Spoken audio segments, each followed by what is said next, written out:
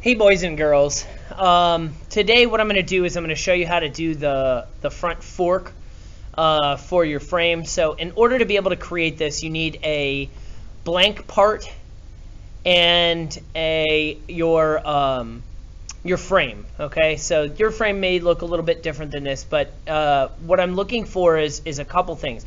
We need 3 dimensions. So we need our diameter here. We need the length of this from, let's go to the side so you can see, you need the length from here to here, which is this. So the diameter of this is at the top, and then you extrude it the length of this piece here.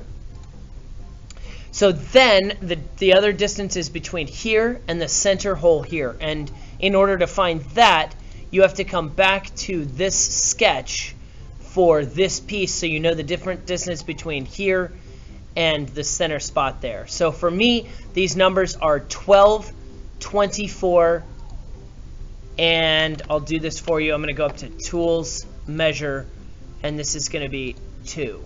Okay? All right, so I have diameter. I have measurement over here, and I can go to measure, and just so you get that, that's 12. So I'm going to start with 2 and 12 for me. Your numbers are going to be different. So I'm going to start with a cylinder. I'm going to make this 2. And then I'm going to extrude it 12. Okay, so then here is the tube, or the cylinder that fits into this tube right here. Now, I told you had to go back to this sketch to figure this out. My next measurement is 24. Okay, so from the bottom of this to the center of the circle is 24. For me. For yours is going to be different. But so now what I'm going to do is I'm going to go to here. I'm going to go to Start Sketch. I'm going to start on the bottom here, and I'm going to use a rectangle. And I'm going to make this, let's say, oh, I don't know, let's make it 3 wide. Oops, sorry, I did that wrong. 3 wide and 12 long. So the 12 here is the width of the vehicle.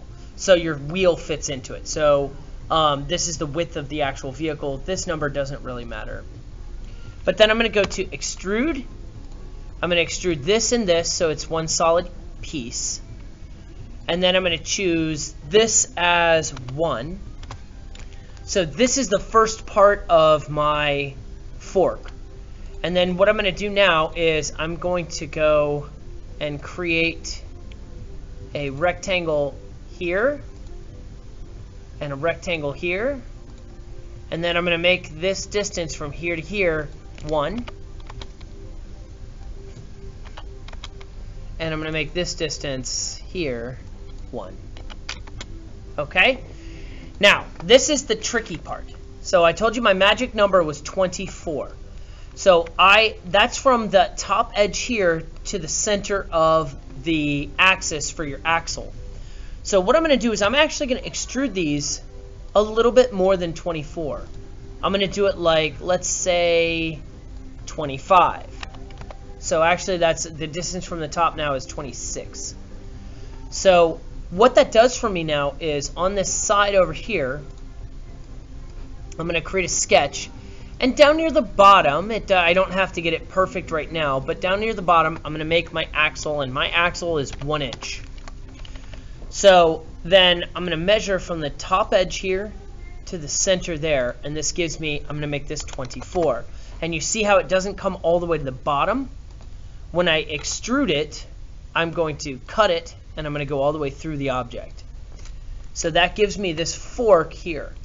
What I'm going to do is I'm going to save this fork.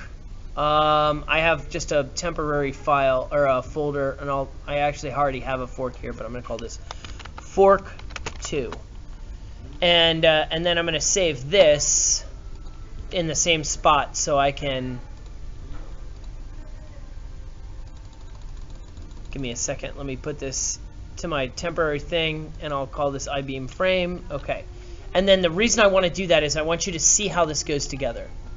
So I'm going to go to File, New, assembly, or you can actually even go up here and choose file and just hold your cursor there and go to the assembly here. Now I'm going to place in my fork 2 that I just made and my I-beam. Oops, sorry, fork and I-beam.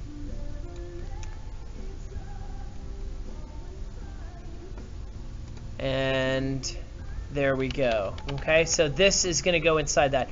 What I'm going to do is I'm going to ground this, and then I'm going to choose insert here, and I'm going to insert this into the bottom here.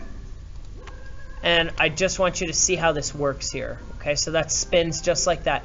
So the important part of this is what you do after this.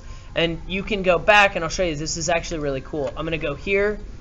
I'm going to create a little cylinder that's a little bit bigger, and then I'm going to extrude it. Watch what happens when I do this. I'm going to extrude this and extrude this up.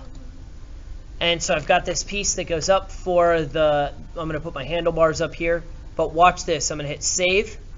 I'm going to go back to my assembly, and boom, there it is.